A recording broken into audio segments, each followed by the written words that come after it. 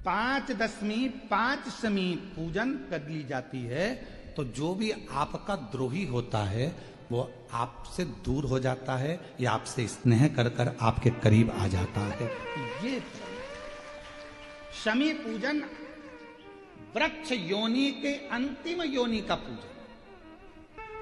सारे वृक्षों पर पत्थर पड़ जाते हैं पर शमी के पौधे पर पत्थर किस लिए हम मारेंगे? कौन मारेगा? उसमें तो कांटे लगे रहते हैं, कौन मारेगा उसको? क्या कांटा झड़ाएगा पत्थर मार कर? नहीं। हम तो यहां तक कहेंगे कि शमी की आराधना साधना आपके द्रोहियों को दुश्मनों को भी दूर कर देती। और मेरी जीजियों, मेरे जीजाओं, मेरी बेटियों बेटाओं, मेरी माताओं, मेरे बुजुर्ग माता पिता स्मरण करें, जब जब यदि आपका हृदय दुखे, मन दुखे तो एक शमी की पत्ती को शंकर के शिवलिंग पर जरूर चढ़ाएं। सारे दुख अपने आप समाप्त होना प्रारंभ। शमी का तो कोई कहे क्या वृक्षों में, पौधों में, पत्तियों में भी क्या, ये वृक्षों के अंदर भी क्या जीव होता है? क्या इसमें भी प्राण होते हैं? होते हैं, इसमें भी प्राण है। ये भी ऑक्सीजन लेना छोड़ना सब कार्य इनका चालू है। ये भी जीवित है। जल नहीं मिलेगा मर जाएंगे। जल गया समाप्त। कर्म का भोग मनुष्य को भोगना। भगवान को मानो चाहे ना मानो, भजन करो चाहे ना करो, सत्संग करो चाहे ना करो, लोटा भर के जल चढ़ाओ चाहे ना चढ़ाओ, मंत्र जाप करो चाहे ना करो, पुराण सुनो चाहे ना सुनो, पर आपको अपने कर्म का भोग तो भोगना है। और कबीरदास जी ने बड़ी सुंदर भाषा में कहा है कि गुरु की करनी गुरु भरेगा और चेला की करनी चेला, और उड़ जाएगा हंस।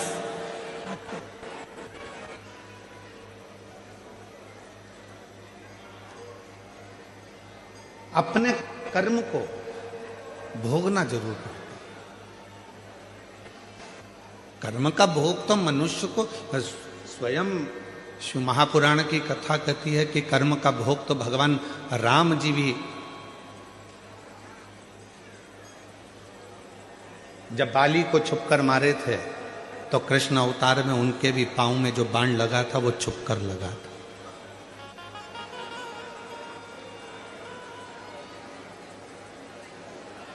आप अच्छा कर्म करेंगे अच्छा प्राप्त होगा।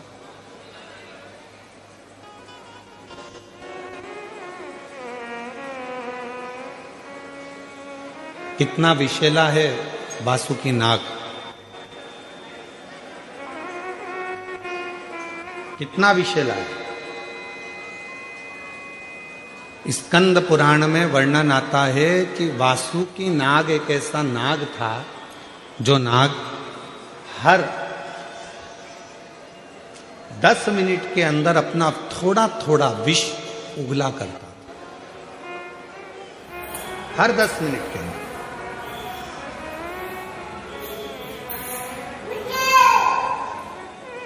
छोटू भाई, शंकर भगवान ने, शिवजी ने अपने गले में वासुकी नाग को रखा, पर वासुकी नाग का एक क्रम था कि सारे नागों में वासुकी नाग ऐसा था कि हर 10 मिनट में वो विष को त्यागता था, विष छोड़ता रहता।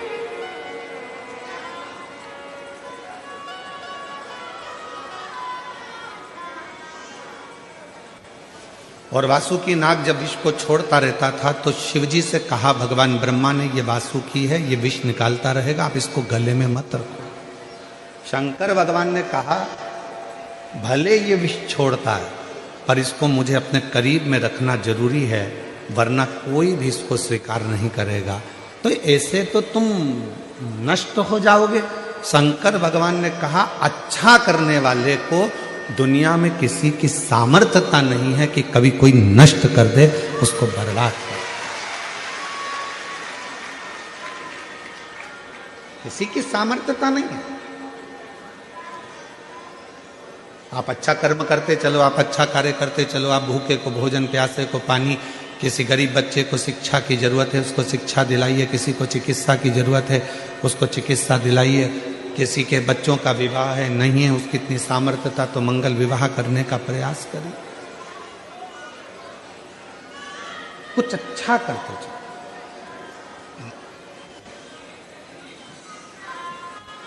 अच्छा ही देखेंगे तो सुख मिलेगा। एक शिव महापुराण का एक बड़ा सुंदर चरित्र आता है।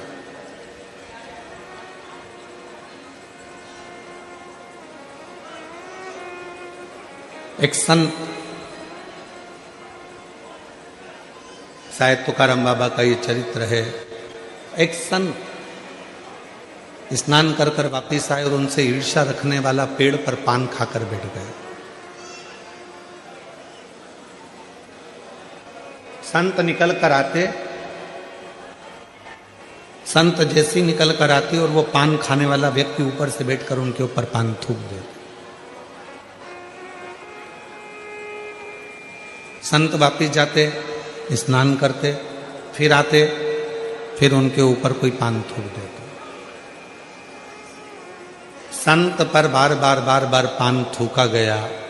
आखिरी में मुख में पान का पीक थूक खत्म हो गया।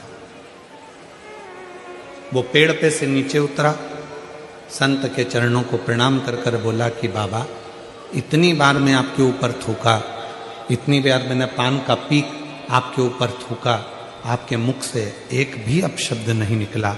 आपने मुझे आड़ा टेढ़ा नहीं कहा, श्राप नहीं दिया, गाली नहीं दी, अपशब्द नहीं कहे। संत बोले, तू मेरे पांव मत पकड़, मैं तेरे पांव पकड़ता हूं।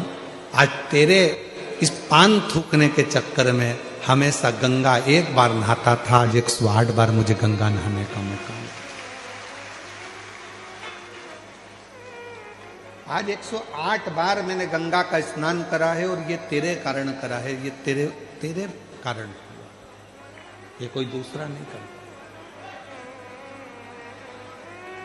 शिव कथा कर रही है, भगवान शंकर का चरित्र कर रहा है, शिव महापुराण की कथा कर रही है। अगर कोई तुम्हारा बुरा भी कर रहा है तो उसमें ये मत सोचना कि तुम्हारा बुरा होगा, आप अच्छा करते चलो। कोई आपका बेकार भी कर रहा है और अगर आप अच्छा करते चल रहे हो तो कभी ये मत सोचना कि आपका कुछ बुरा हो, नहीं, कभी नहीं हो सकता।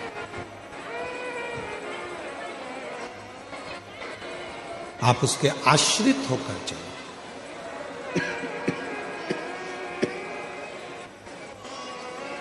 आप जितने जितने परमात्मा के आश्रित होकर चलेंगे, भगवान के आश्रित होकर चलेंगे, उतना उतना जीवन में सुख पाते चलेंगे। हमारा आश्रय ही, फिर वही वाली लाइन आ गई, भरोसो दृढ़ चरणन केरो, श्री वल्लभ नक चंद्र छटा बिन सब जग माही। किसने दिया? बोलते जाओ, भगवान ने। तो भोजन कौन देगा? अरे बोलो जम के। मेहनत किसको करना है? अपन को। परिश्रम अपने को करना है, मेहनत अपने को करना है, पर फल देगा। और इसका एक प्रसंग है, ये बक्सा चल रहा है, इसका एक प्रसंग है और बड़ा सुंदर सा एक प्रसंग आता है। एक मलुक नाम का एक लड़का था, उसका दोस्त शिव जी का बड़ा भगत था। शंकर भगवान के मंदिर में वो रोज जाता, रोज जल चढ़ाता, शिव जी की आराधना करता, साधना करता, भजन करता, और ये दिन रात उस पर कटाक्ष करता,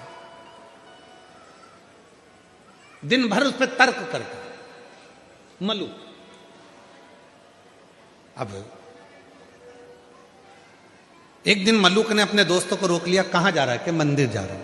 अरे थोड़ा काम धंधा कर ले, या जा जरा काम धंधा कर। ये शंकर भगवान को नीलाने से, लोटा भर के जल चढ़ाने से कोई शंकर जी कुछ थोड़ी ना दे देगा। काम नहीं करेगा तो क्या शंकर जी खाने को दे देगा? लड़ाई हो गई मलुक की और उसके दोस्त की। नहीं करूंगा काम तो भी मेरा भोलेनाथ खाने को देगा। मलुक ने कहा, अगर तेरा भोलेनाथ काम नहीं करूं और खाने को दे तो मैं भी चल करने को तैयार हूं। एक परीक्षा करूंगा, वन में जाकर बैठ जाऊंगा, देखूं तेरा भोलेनाथ मुझे खाने को देता है कि नहीं देता। अगर मेरे शंकर भगवान ने तुझे खाने को दे दिया तो काम मैं रोज एक लोटा जल चढ़ाने के लिए शंकर जी के मंदिर में जाऊंगा, और अगर तेरे शंकर भगवान ने मुझे खाने को नहीं दिया तो काम मैं मंदिर जाना छोड़ दूंगा, लोटा भर जल चढ़ाना छोड़ दूंगा। दोनों में झगड़ा हो गया, दोनों में लड़ाई हो गई। अब दोनों में झगड़ा हो गया और जो मलुक था वो लड़ झगड़ के जंगल में चले गया। जंगल में जाकर उसने विचार करा, जंगल में रहूंगा और कोई मुझे भोजन देकर चले गया तो एक काम करता हूं, ये पीपल के पेड़ पे चढ़ के बैठ जाता हूं। कोई आएगा भी नहीं, भोजन देगा भी नहीं, और भोजन नहीं मिलेगा तो मेरा दोस्त मंदिर जाना छोड़ देगा और मेरा झंझट मिट जाएगा, फिर मेरे साथ घूमेगा, एंजॉय करेगा। ठीक, पेड़ पे चढ़ गया। इसका दोस्त गया शंकर जी के मंदिर में जल चढ़ाकर बोला, भोले बाबा वो मलुक गया है, उसमें अक्ल नहीं है, परीक्षा लेने गया है आपकी कि भोलेनाथ खाने को देगा क्या। बाबा उसका पेट भर देना बेचारे का, भूखा रहेगा। जल चढ़ाया, और जैसे ही जल चढ़ाया शंकर भगवान को और दोस्त घर पर आया, आने के बाद तुरंत आज शिव जी ने जो लीला करी वो देखिए। शंकर भगवान ने ऐसी लीला कर दी कि एक गाय चराने वाला कपड़े में 4 रोटी बांधकर उसमें थोड़ा सा अचार और कांदा रखकर लाया और विचार करने लगा, मुझे गाय यहीं पर चराना है, मेरी रोटी कहीं दूसरा ना खा जाए, इसलिए इसको पीपल के पेड़ पर टांग देता। रोटी टांग दी पीपल के पेड़ पर। मलुक ने विचार करा, इसका शंकर भगवान तो गजब का है रे, रोटी ऊपर दे दी पीपल के पेड़ पर वो तो कह रहा था कि भगवान खिला कर जाता है, नहीं खाऊंगा, रोटी टंगी है, खा नहीं रहा। अब थोड़ा बहुत तो हाथ पैर खुद भी हिलाओ जी, खाने को ही तैयार नहीं। इसका दोस्त शाम के समय भगवान के मंदिर में जाकर, बाबा भोलेनाथ मेरा दोस्त भूखा होगा, उसको खाना खिला देना। शंकर भगवान ने डमरू का नाद करा, 4-6 डाकू घोड़े पे बैठकर धड़ धड़ धड़ धड़ आ गए पीपल के पेड़ के नीचे। जैसे ही थोड़ी देर उन डाकुओं ने आराम करा, उसमें से एक थोड़ा सा विश्राम करा। उसने कहा, सरदार बहुत भूख लग रही है, कहीं से माँ जगत जननी जगदम्बा खाना दे दे तो पेट भरा जाए। इतने में दूसरा बोला, अरे देखो पेड़ के ऊपर रोटी टंगी है, जल्दी उतारो खाते हैं। और जो पेड़ पे से रोटी उठाई और सबने मिलाकर खाने ही वाले थे। इतने में दूसरा बोला, एक भी रोटी मत खाना, ऊपर पुलिस वाला बैठा है, जरूर रोटियों में नींद की गोली मिलाई होगी और पकड़ा जाएंगे तो जूते खाएंगे, इसलिए ले जाकर ये बंद कर देगा, कारागार में डाल देगा, एक रोटी मत खाना। और सबने कहा करें क्या? सरदार ने कहा, इसको नीचे उतारो। ये अपने को मूर्ख समझ रहा, नीचे उतारो। इसको नीचे उतारा, पेड़ से बांध दो, पेड़ से बांध दिया। सरदार क्या करें? सरदार बोला, ये अपने को मूर्ख समझता है, नींद की गोली मिली, रोटी हमको खिला रहा है, एक काम करो, इसकी रोटी इसी को खिलाओ। अब उसकी रोटी, अब वो समझा भगवान आएंगे खिलाने, उसको क्या मालूम था डाकू बन के आ गए। ले रोटी खाओ, के नहीं खाऊंगा। सरदार रोटी नहीं खा रहा। सरदार ने कहा, मार मार के खिलाओ। दो ने इधर से दिया, दो ने उधर से दिया, मुंह में रोटी ठूस है, फिर मारे, फिर रोटी, फिर मारे, फिर रोटी, लाल नीला पीला कर कर रोटी खिलाकर और पूरे रस्सी खोल दिए और डाकू चले गए। ये शाम को पिटा पिटाया, दुचा दुचाया, कबाड़ खाने के कबाड़े जैसा। रास्ते में से लंगड़ाता जा रहा था। इसका दोस्त मंदिर से आ रहा था। उसने पूछा, क्यों भोलेनाथ जी मिले थे? इतने में मलुक बोला, तेरा भोलानाथ नहीं खाओ तो मारता भी था, नहीं खाओ तो मार। तब मलुक ने, वो मलुक नहीं रहे, तब वो मलुक दास बन गए और उन्होंने पद लिखा, अजगर करे ना चाकरी, पंछी करे ना काज, दास मलुक का कह गए, सबके दाता राम। कोई कुछ ना करे तो भी वो पेट भर कर जाता है, वो मेरा देव अधिदेव महादेव, वो शिव, वो मेरा राम, वो मेरा कृष्ण, वो मेरा शंकर, वो मेरा दत्त, वो मेरी माँ आद्य शक्ति जगत जननी दुर्गा भवानी है, वो मेरा हरि विठल पांडुरंगा है, जो सबका पेट भर रहा है, परेशान कर रहा है, बहुत टेंशन दे रहा है, बहुत ज्यादा। अगर वो